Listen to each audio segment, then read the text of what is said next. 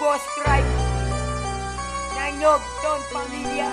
Kasama ko nga pala Saint Nazareno Festio Pamilya.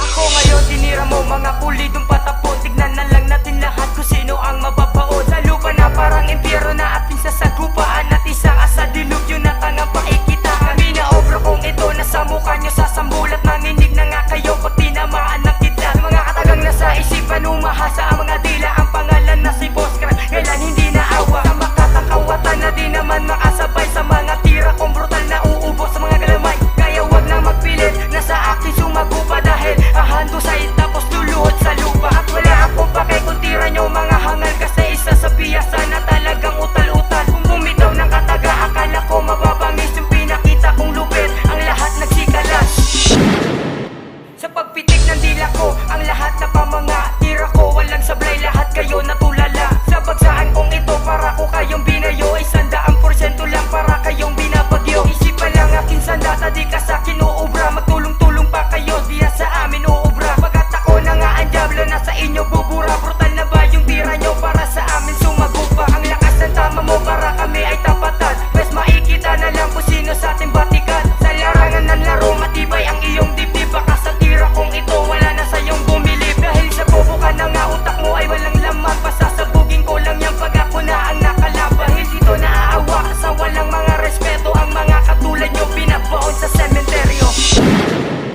Ako ang makatahubog ito pagsabay tala. Hindi ka lang makidadabang na pinatiba pa nakritikal. Ripika siguraduhin matibay yaharan. Hindi ka ba di nagadila lang sinagadinaan. Nagkakami pakat kami sila lang ang di kakabila sa mga hinirang na manunulat. Dahil kayo ang mababang uri ka po sa talin yung pinagkaitan ng dalita sa aming pinagkaloob. Kaya ngayon ay ginibibiliban na maraming taong saksi sa pagkalubog. Nakaka ng mga bulaan na sumubok lumabas sa madirigba na may dilang haragan. STO ang pupuksa sa mga tanga na binurutan ng pagkapagod.